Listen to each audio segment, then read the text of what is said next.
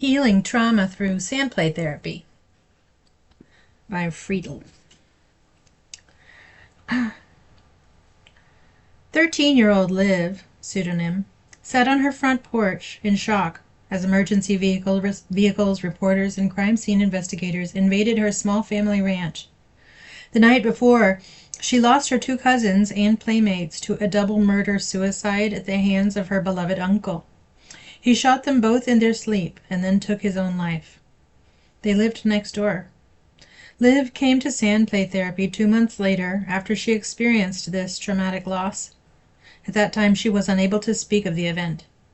She had frequent anger outbursts, quote, that came out of nowhere, along with terrifying nightmares. She felt confused and different and preferred to be alone. She developed an intense fear of school shooters and had problems going to school or staying in class once she got there. She stopped praying. Liv's trauma left her profoundly disconnected from herself, from others, and God. Trauma results when we are overwhelmed by the unthinkable and our very life is under threat. Whether it is an actual life or death situation, or the abrupt ending of life as we know it, the aftermath of trauma can leave us shattered. While most people who have experienced traumatic events recover within the context of their existing support system, trauma breaks and debilitates others. People with repeated trauma, early trauma, or with pre-existing vulnerabilities are particularly at risk. It is now well understood that trauma causes complex psychological and neurobiological changes. On a psychological level, trauma disrupts the foundation of one's identity, reorganizes and redefines who we are. People who have experienced trauma often feel different from those without a similar experience. They are forever changed. A disconnect between body and soul often takes place, with both protective and persecutory functions. Beliefs about oneself, the world, and spirituality may shift dramatically. On a neurobiological level, trauma activates fast-track survival and stress response neurocircuitry in subcortical brain regions, below the level of verbal language and consciousness. The cortical thinking brain shuts down as resources immediately mobilize to ward off the threat, through what we know as the fight, flight, or freeze response. The intense affect that occurs with cortical shutdown is not properly integrated, and the trauma is stored in fragments in the form of bodily sensations, images, and implicit memories. With effective action, our system may return to balance after the threat. However, if the threat is perceived as inescapable, the stress response may continue, even in the absence of actual threat. Reminders of the trauma or emotions associated with the trauma may cause a flood of distressing sensations that reactivate the stress response system and the survival behaviors. This recurring cycle, fueled by unconscious processes, becomes frustrating and unbearable for the trauma survivor. The effective treatment of trauma requires understanding its deep psychological and neurobiological impact. Treatment methods must move beyond traditional talk therapies to safely access and reprocess trauma at the level it is stored and experienced. The nonverbal, depth-oriented, and multisensory nature of sandplay therapy provides safe and direct access to trauma and an experiential means to work through it. As we touch and move sand, play freely, symbolize, and self-reflect in the presence of an attuned therapist, multiple brain systems are activated for healing and transformation. This chapter explores how sandplay therapy heals trauma from a neuropsychological perspective. 4 aspects of sandplay therapy are reviewed that promote neural integration, including relational safety, somatosensory engagement, symbolic expression of the trauma narrative, and mindful participation. Excerpts from Liv's sandplay therapy process are presented throughout to elucidate concepts. The neuropsychology of sandplay therapy.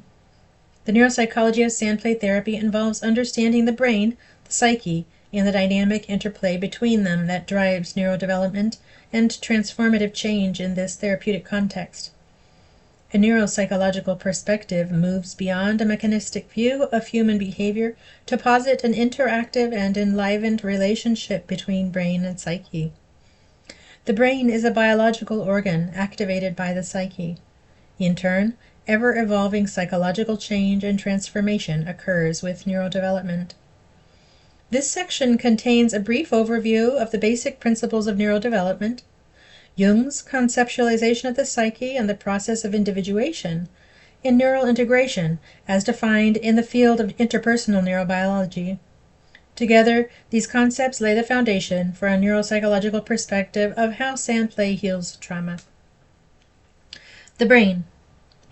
The human brain contains billions of neurons and glial cells that divide, move, specialize, connect, interact, and organize in a hierarchical manner during development.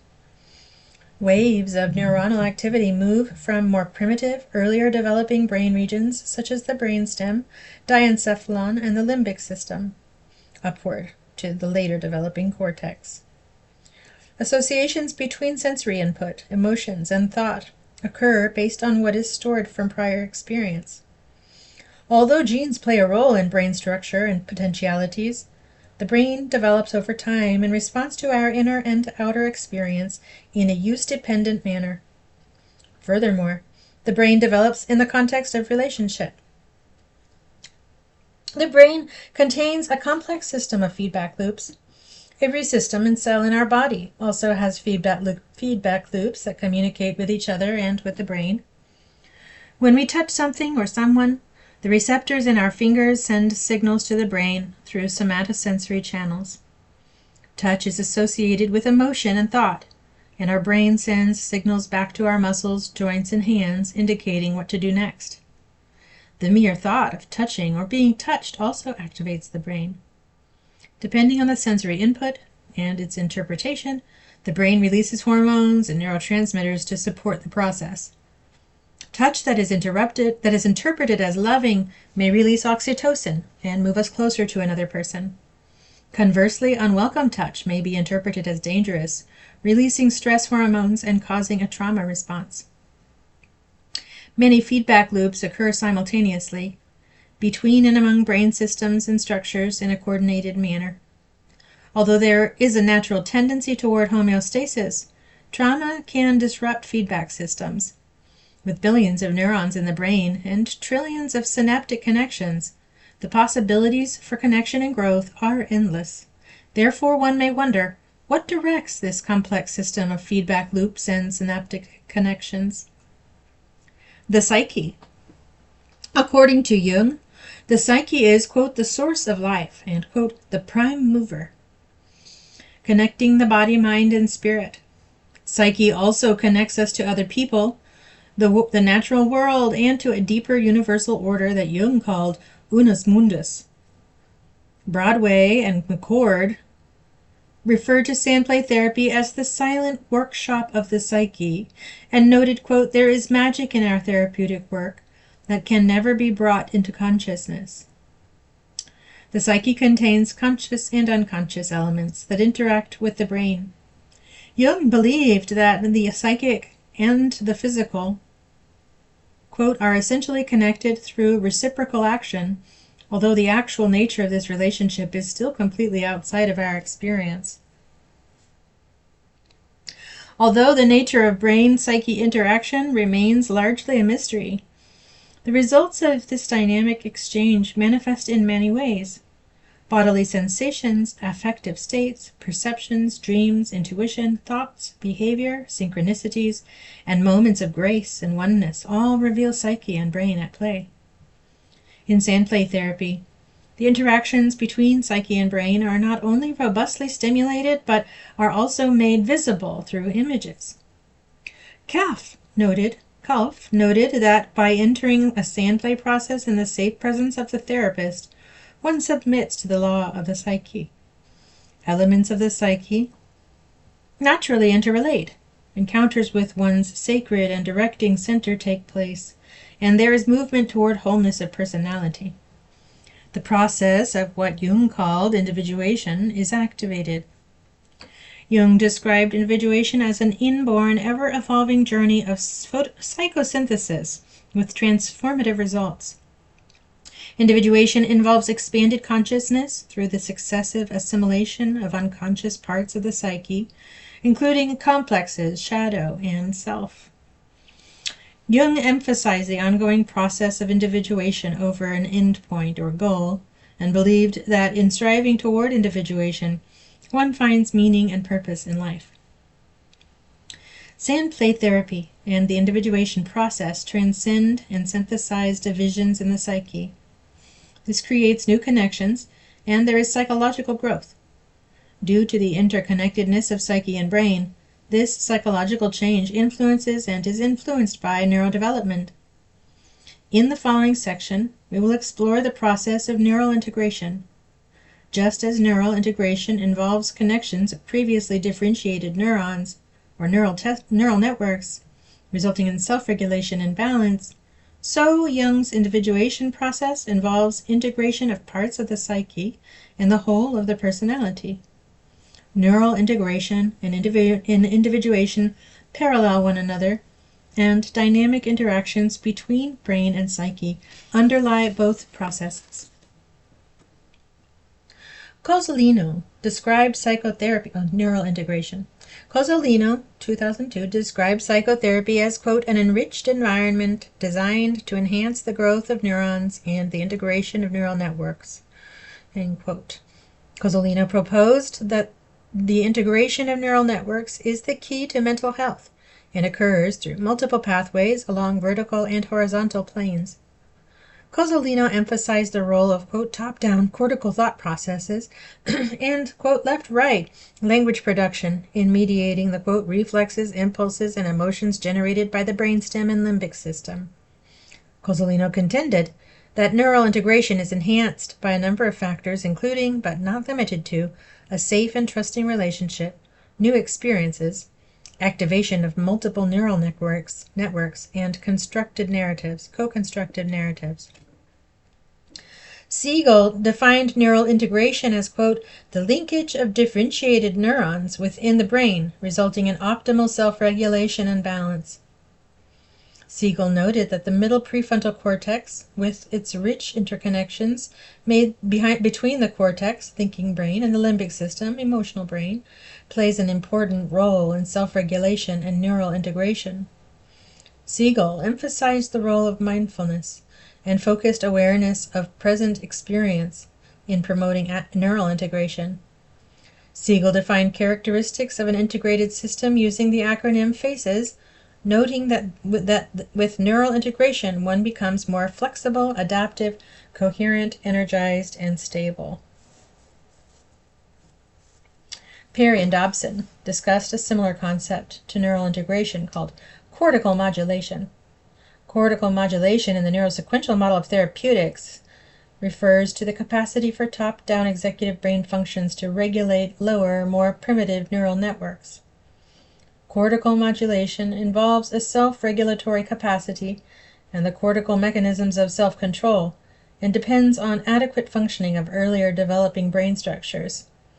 In children with early trauma or developmental trauma, the capacity for cortical modulation may be severely underdeveloped.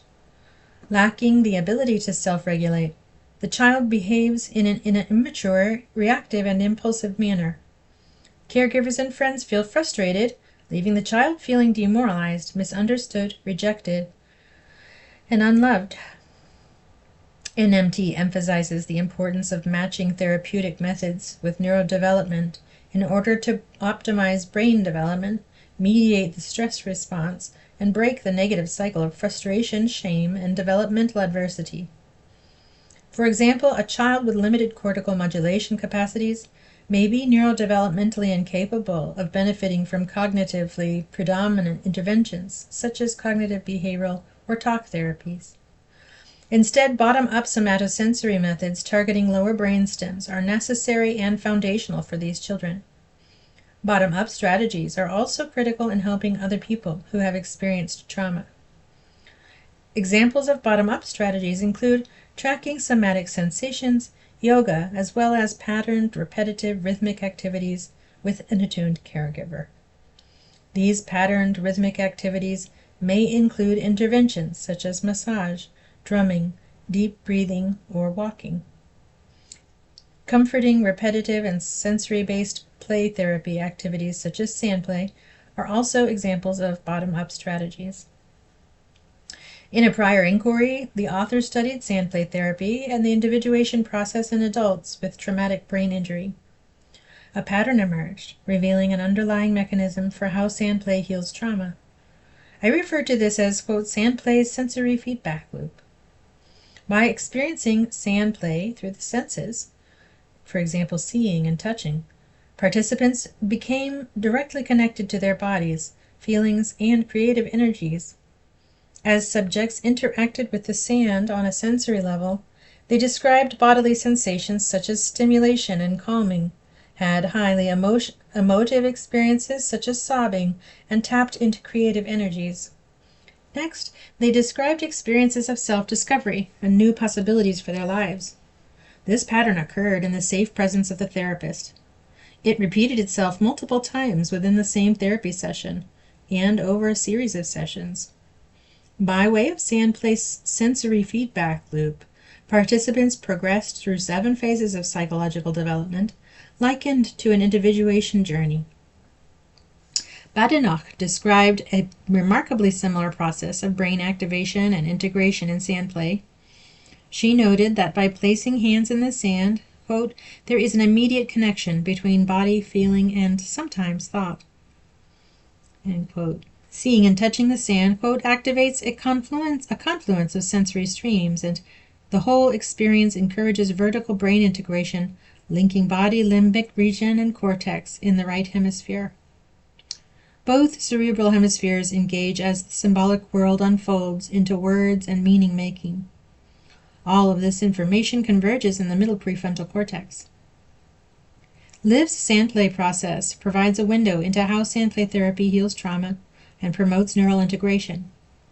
Liv created a series of 37 sand trays in 40 therapy sessions over a 2.5-year period. I will highlight a few of these trays and sessions in the following. Liv began therapy at the age of 13 years and 6 months and completed her process just after her 16th birthday. Through a series of sand trays, she gradually expands consciousness, tells and retells her story through symbols, connects to the self and its transforming energies, learns to regulate her nervous system, and discovers that through forgiveness she can live more fully and in the present moment. Sandplay therapy is relational, experiential, and sacred. From a neuropsychological perspective, 4 interrelated mechanisms of sandplay therapy drive the therapeutic process. These have particular relevance for people who have experienced trauma. Together, these aspects of sandplay promote neural integration, relational safety and generous attunement, somatosensory engagement, symbolic expression of the trauma narrative, and mindful participation. The totality of the psyche and its directing center, the self, drives the neural integration process as it does the individuation journey. Aspects of sandplay supporting neural integration. In the following sections, we will explore the 4 aspects of sandplay that promote neural integration in further detail. Relational safety and generous attunement. The brain develops in the context of relationship, and it is safety that provides the foundation for trauma treatment. A sense of physical and emotional safety makes trust possible, lowers defenses, and calms the nervous system. Without a sense of safety, a person with trauma is highly vulnerable to activation of the stress response system, which can result in re-traumatization. The term neuroception was developed by Stephen Porges to describe genetic neural circuitry originating in the brainstem that allows us to sense danger or safety and to react quickly without thinking. While the neuroception of danger may sound the internal alarm and activate complex neurobiological defenses, the neuroception of safety opens neural pathways for social engagement. The neuroception of safety is what makes a therapeutic relationship possible. Kalf emphasized the primacy of the therapeutic relationship in sandplay and called for the sandplay therapist to create a free and protected space. The individual is free to play spontaneously and to make whatever they want, while protected from exposure and judgment. Interpretation of sand pictures is suspended. The mindful, receptive, and empathic presence of the therapist protects and keeps these potentialities alive. The therapist creates a maternal space and provides generous attunement to bring forth growth and development. Shore noted that attachment communication in psychotherapy is critical in treating regulatory and relational difficulties. He stated, right brain processes that are reciprocally activated on both sides of the therapeutic alliance lie at the core of the psychotherapeutic change process. Nonverbal implicit right brain communication between the therapist and patient result in a moment-to-moment co-created exchange of mutual influence. Broadway and McCord developed a term, co-transference, to describe the process of mutual influence between patient and therapist in sandplay that holds the possibility of the transcendent. Like Shore, Broadway noted that the therapist and patient simultaneously influence each other on an unconscious level. She called for a full engagement from the therapist, stating, quote, "Engagement is like being in the soup together, not just stirring the soup."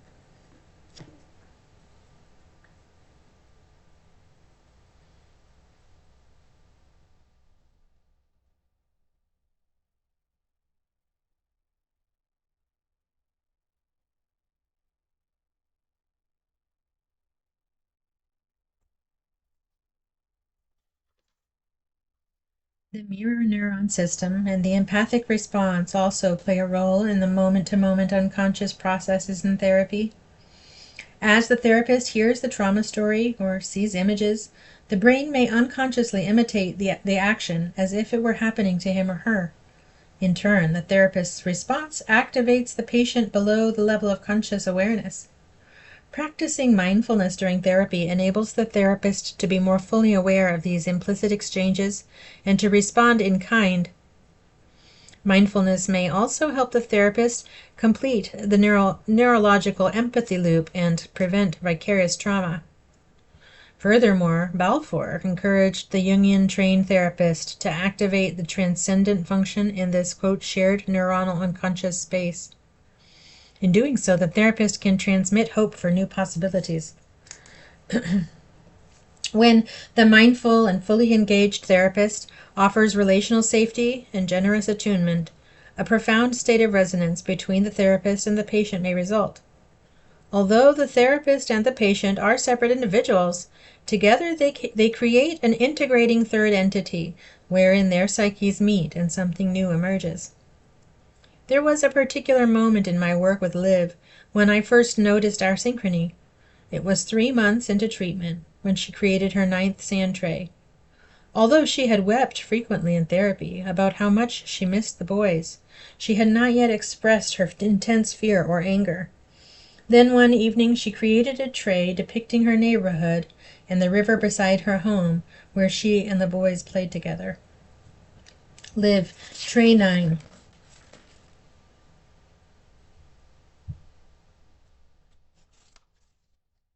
Liv described how she and the boys would light sparklers at night and run down by the river telling stories about La Llorena. La Llorena, also known as the Ditch Witch in the southwestern lore, is said to drown children who play by the river. Liv said that when the sparklers died down it was pitch black. She and the boys would scream as they raced back to the house so that La Llorena would not kill them. It was frightening. I noticed her voice quivering as she told the story. There is a close-up picture of Liv and the boys by the river, and another showing the horrific image of La Llorena hidden in the corner of the tray. Liv looked terrified as she shared her story. I stayed with her in silence, knowing how important this moment was for her. I wondered if she thought that somehow their flirting with death brought La Llorena into their lives. I wondered if Liv blamed herself, as do many survivors of trauma. What Liv did not know is that on the day she made this tray, one of my dogs died from cancer. Holly was part of our family since she was a puppy. She was nearly 14 when she died, the same age as Liv when she made this tray. I spent the afternoon at the vet, petting Holly as she was euthanized. Emotionally pained, I wonder if I should cancel Liv's session, but decided to keep her appointment. Inside one of the fences in Liv's neighborhood, she placed 3 dogs. They were the same breeds as each of my 3 dogs, including Holly. They were all pointed in the direction of Liv and the boys, as if they were with us and watching over them. I had to hold back tears when I noticed. Perhaps my experience with death and grief that day unconsciously allowed Liv to explore hers further. We were developing a deep connection. Somatosensory engagement. The somatosensory engagement of sandplay involves a direct connection to the body and bottom-up healing, along with neurodevelopment through sensory motor channels. In The Sensory Hand, Mount Cassel described, quote, the active sense of touch and the process of sensory perception in detail, including a review of the rich interconnection between the hands and the brain. Jung spoke of somatosensory processing when he said, quote, often the hands know how to solve a riddle with which the intellect has wrestled with in vain. The NMT, patterned and rhythmic somatosensory activities, are the intervention of choice to target the lower brainstems, which are critical in mediating the stress response. Touching, shaping, and playing in sandplay therapy help the survivor of trauma access what Levine called a direct experience of, quote, the sensing, feeling, knowing, living organism. In sandplay therapy, one directly accesses traumatic memories through the body and the senses and works through the experience with effective action in the safety and presence of the attuned therapist. With time and repetition, new neural pathways are forged, freeing the trauma survivor of the conditioned fear response. Weinrib stated, in sandplay, one expresses through the act of doing, which in itself fosters a growing sense of creativity, which in turn reinforces the ego and improves the person's self-image and self-confidence. The doing part of sandplay seems particularly effective where the patient feels helpless in the face of reality. The sandplay method involves a somatosensory engagement that facilitates psychological awareness, regulates intense emotions, and integrates subcortical and body-based trauma symptoms. Kneading and shaping the sand can express and work through trauma symptoms. Placing pebbles or marbles one by one to create pathways or rivers, and making patterned mosaic images in a meditative manner may have a calming effect. The rhythms and movements of the creative process often have a restful and regulating effect. Somatosensory engagement in sandplay becomes especially relevant when patients are feeling intense emotions or high levels of stress.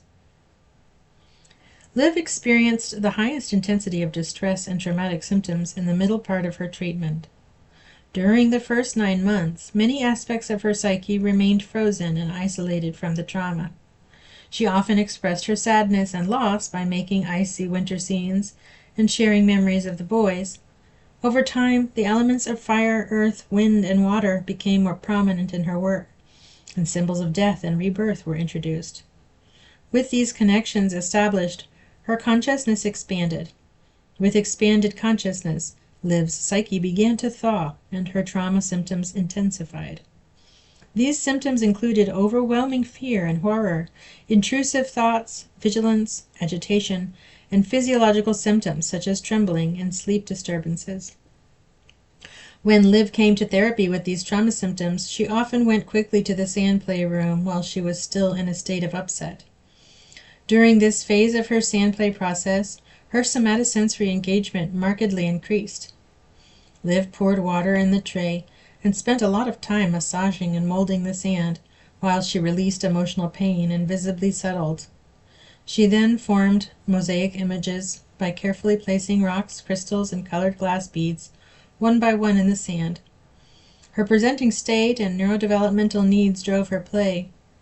Through embodied action, she was able to express and transform intense affect and to calm her nervous system. Symbols of energy flow and connection emerged. These included rivers, waterfalls, and bridges.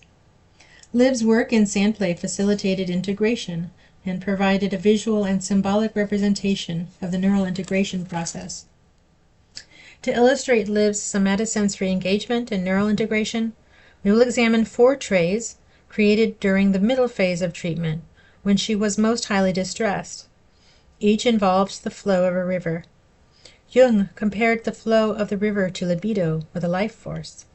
Likewise, Siegel referred to the river of integration to describe the mind's energy and information flow in the neural integration process. Liv repeatedly regulated her emotional state through the physical engagement of sandplay. With time and repetition, her rivers flowed with improved vitality and balance. She progressed from creating a dry riverbed to a small stream that joins a larger river flowing across the tray. Later, she created a tall waterfall with fish swimming upstream and downstream. After working with the river imagery on horizontal and vertical planes, she joined 2 lively waterfalls in perfect balance. Liv created the dry riverbed in tray 21, nearly 1 year into treatment. During this session, Liv quickly became emotional. She was trembling and crying as she expressed her fear of the possibility of a school shooting. She confessed that she looked at different people in her class and imagined that they could be a shooter. Doing so one time, she became terrified and wanted to run from class. She said that she knows her fears are irrational, but she cannot help it. She talked about cleaning out the house next door where the murders and suicide took place. Her sister and her boyfriend moved in there with their baby. Seeing the boys' pictures and rock collections was almost unbearable for her. Still sobbing, she entered the sandplay room. She dug and created a great divide where she and the boys would ride their 4-wheelers. As she carefully placed each stone and glass bead in the sand, she became calm. Liv pictures herself in the driver's seat and the boys are ahead. "They're looking over the divide toward the mountains in the distance," she said. "The mountains are far away. They look blue." When we view the tray from a different angle, the disconnection resulting from the trauma is evident. Although Liv was actively searching, she remained cut off from the resources in the distance, and the river of her life force is dry. Liv, tray 24. The next time Liv presented with a high level of distress was 3 months later, when she created tray 24. She began the session talking about a frightening incident, wherein her 6-year-old nephew left his mother's side in a crowded parking lot and was missing for over an hour. Liv helped with the search party. Liv said, quote, "I don't think our family could have handled another loss." I could see fear in her eyes, and her leg was shaking as she told the story. Then she began her sand tray, again placing the glass beads and stones one by one in the sand. Liv said, "I started to do the river at home, left side stream. Then I added this other river, large river traversing the tray. I thought it would be cool to join them." Liv joined the small river, where she and the boys had encountered La Llorena, with the larger river, perhaps symbolic of collective energies. The greenery is richer, and there are flowers and butterflies. It is clear that Liv's life force, symbolized by the river and its surroundings, was vibrant and flowing now. She reported feeling calm and peaceful. A baby turtle made of glass appears on the bank where the river joins. It could symbolize something new developing, yet still fragile. 4 months later, Liv presented with urgency and created tray 27. She reported nightmares, anxiety, and fatigue. She was trembling. Then she cried out with force, "I am angry at my uncle and at God. They took away the boys. I'm pushing them away, and I am afraid I will lose them too. I haven't prayed in a very long time." There were no easy answers to her deep pain and suffering, but the release seemed important that day. It was the first time during her process that she expressed anger directly toward her uncle. She continued crying as she started her sand play. As she dug deeply into the sand to build a waterfall, she released her emotions, and they shifted. She wanted to make it steep. The more she created, the more energized and centered she became. The change was palpable. Liv. Tray 28. Liv added many colored stones, turquoise, flowers, fish, and trees. The fish were swimming upstream and downstream. Jung wrote, quote, fishes which, swimming in opposite directions, symbolize the soul, spirit's polarity. The water they swim in is Mare Nostrum, our sea, and is interpreted as the body. Jung also noted that the waterfall illustrates the tension of opposites, as it visibly mediates between above and below, and prepares for synthesis. Liv's waterfall and the process of making it may symbolize the emergence of what Siegel referred to as a vertical brain integration. Vertical integration occurs in the context of attunement to self and others.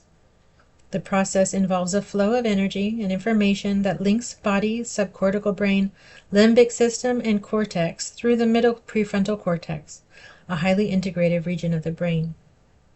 Here, upward-flowing ventral systems that activate primitive agendas, such as fear and emotional reactivity, are mediated by downward-flowing dorsal systems that provide context and conscious control. Vertical brain integration plays an important role in disarming the fear response and in developing the brain's capacity for self-regulation and conscious living. Liv used her own hands and the safety of the therapeutic relationship to transform her distress into a beautiful waterfall held by stones, flowers, and greenery. With repeated experiences of shifting from fear to calm in this way, Liv strengthened the neural pathways for self-regulation. She developed skills to manage her emotions and found satisfaction in relationships, sports, and social activities. Feeling empowered, she took a break from therapy. 6 months later, Liv called to schedule a therapy session. She said with distress, "My PTSD is back." An incident occurred that triggered the return of intrusive thoughts and overwhelming emotions, including fear and rage. During her next session, Liv shared that a few nights ago her sister's boyfriend came home drunk and was banging on the windows of the house next door and making threats. Her sister and the baby were inside. Liv appeared both terrified and angry as she explained what occurred. She said, "He has guns. I know he does. I know that bad things can happen too." Liv also expressed frustration with what she called the return of her PTSD. After all, she had been doing so well. Liv. Tray 29. Liv took great care in making Tray 29. As she created in silence for nearly 45 minutes, I felt the energy in the room changing and sensed the emergence of something profound. Using the wet sand, she cleared a circular portal near the center of the tray that revealed the blue color on its bottom. Next, she built a remarkable landscape in her usual style by placing glass beads and stones one by one in the sand. However, this time she also poured some of the blue beads down each side of the sand tray and into the center opening like a water flow. She added trees, animals, and flowers. When Liv was through, she said, "There are 2 waterfalls, one winter and one summer." The waterfalls are bright and balanced. The flow is now vertical and bilateral, as the falls converge to feed the pool of water in the center. Winter joins with summer in harmony, and both seasons appear lively. There are different manifestations of the same animals in each season: brown bear in the summer, polar bear in the winter, stag in the summer, deer in the winter, all looking to the center. Under the shelter of a tree near the top of the tray is a tiny baby monkey in its mother's arms. This very old and worn miniature was given to me from Dora Kalf's sandplay collection. It is rarely used. However, in this moment it would connect Liv and me to the mother of sandplay, to each other, and to the archetype of the mother-child unity. By wetting and molding the sand and carefully creating mosaic waterways, Liv transformed her distress into beauty and connection. Through bottom-up neural pathways, she transcended the tension of opposites and constellated the self. The self is the central archetype, the totality of the psyche and its sacred directing center. In sandplay, encounters with the self play an essential role in facilitating psychological healing and transformative growth. Martin Kalf noted, quote, images of the self, which Jung pointed to in his work, can also be seen as a symbol of neural integration. Liv constellated the self during the middle phase of her treatment, when emotions were most intense and somatosensory engagement was at its peak. In the remaining 6 months of therapy, Liv attended her sessions consistently. She consciously incorporated this newfound narrative into higher order consciousness, where pain and beauty coexist in harmony. Symbolic expression of the trauma narrative. Retelling the trauma narrative is an essential component of most current therapies with trauma survivors. The trauma narrative is a story told by the survivors in the survivor's own words about harrowing life events and their personal impact. Malika called the trauma narrative the, quote, centerpiece of the healing process, and noted that the story does not completely exist unless it is told to someone else. The listener must choose to be part of the story. Sharing the trauma narrative serves a variety of functions depending on the treatment approach. The trauma narrative may help the survivor find words to express their experiences, to habituate to distress, or to find purpose and value in adversity. Siegel noted that the brain has a narrative function that detects and creates neural maps or themes in our life story. He said that with narrative reflection, one can consciously choose to detect, then possibly change reactions. With repetition, this process leads to the creation of coherent narrative that brings meaning and purpose to our experiences. In sandplay therapy, the trauma narrative is expressed and reprocessed over time through symbols in the presence of the attuned therapist. Words may or may not be used. The timing of disclosure and exposure to the trauma in sandplay is self-initiated. Unconscious processes that precede and facilitate words and meaning-making drive symbolic expression. In the intrapsychic field of the co-transference relationship, the survivor and therapist co-construct the story. The trauma narrative visibly changes as consciousness expands, reconnections are made, and internal resources are realized. Research on sandplay with people suffering traumatic brain injury showed that sandplay enabled them to express themselves in ways previously unavailable to them through verbal means alone.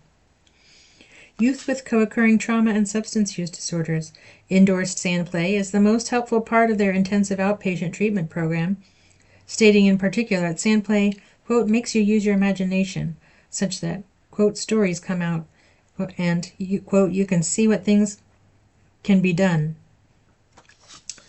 Symbols play an essential role in stimulating interactions between brain and psyche in sandplay. Kalf noted that expression through symbols promotes psychological development. With symbol formation, consciousness shifts.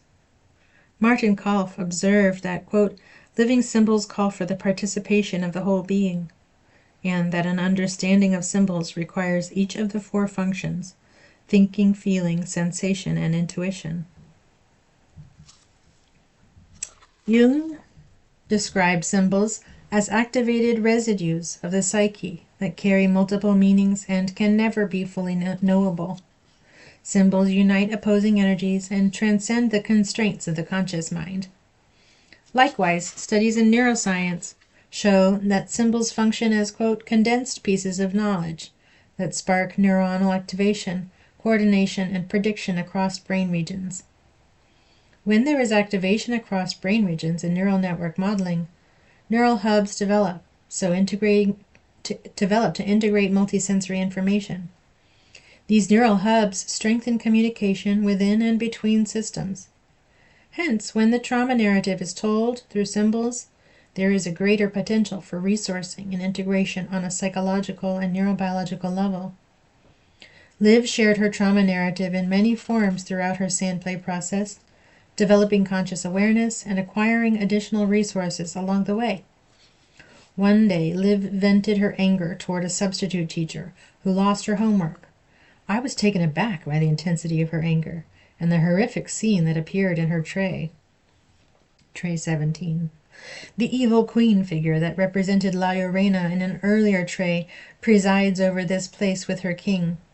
There are skulls, bones, and blackness strewn about, surrounded by monsters, demons, and the Grim Reaper. In the center, a thief surrenders to death and the dark forces.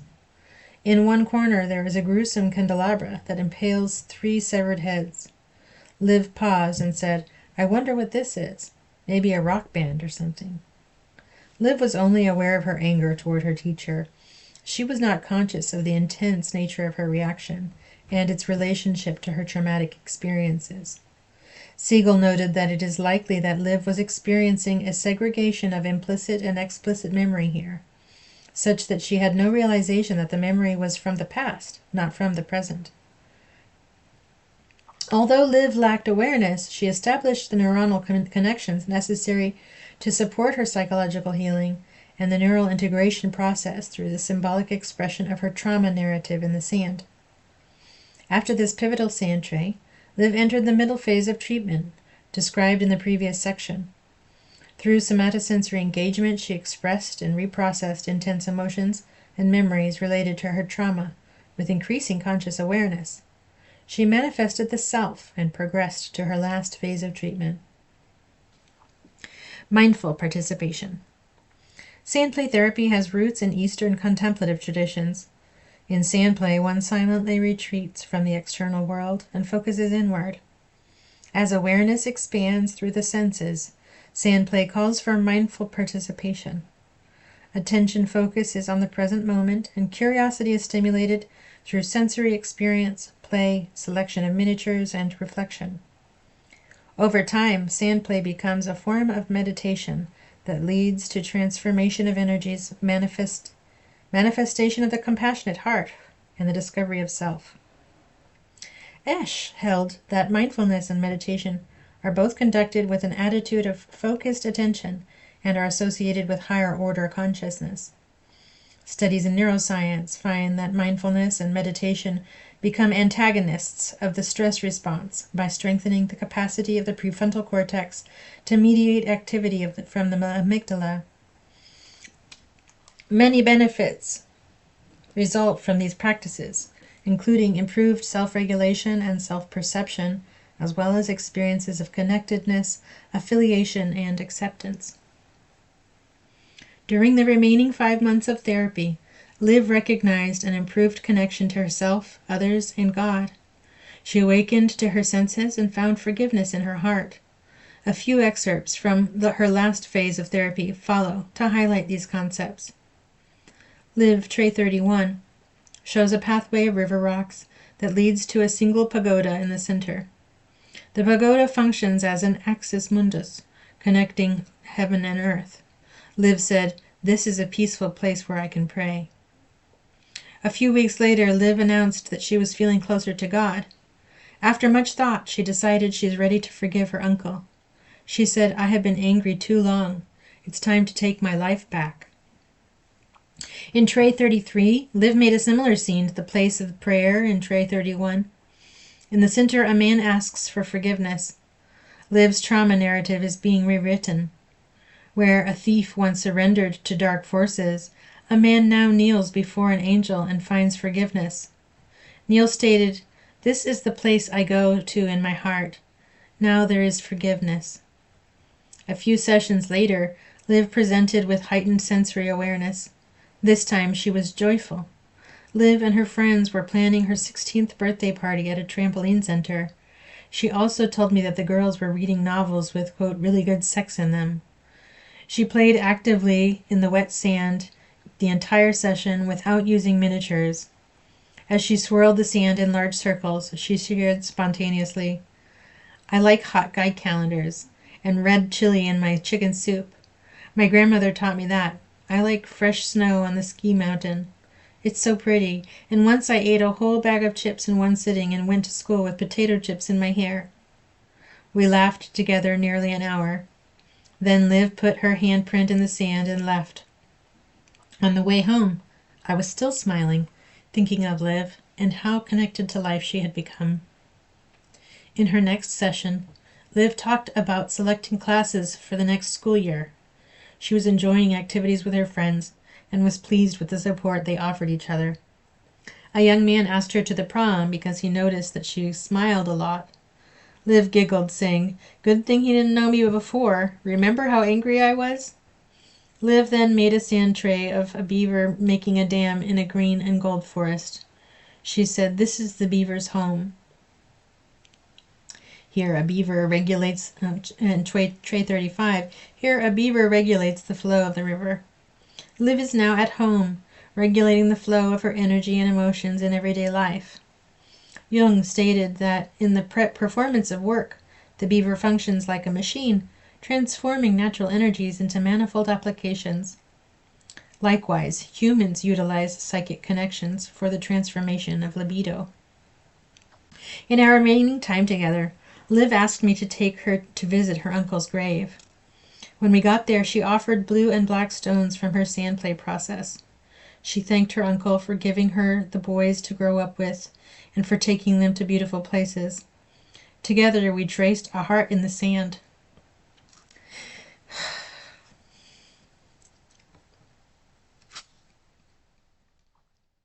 As we walked to the car, Liv said with a bright smile, "You know, Lorraine, my uncle made the best M&M cookies ever." In our last session, Liv announced that she joined a group of upperclassmen that welcome incoming freshmen, quote, "so they don't have to worry." In her last sand tray, she created a passageway of stones and said, "This is the path of forgiveness to my future.